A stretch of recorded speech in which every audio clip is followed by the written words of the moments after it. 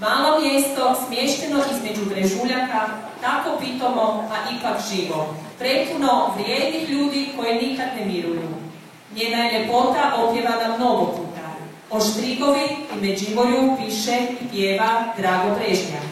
Osim pjevanja, sigurno vam je poznato, Drago se zna prihvatiti i harmonike i klavijatura.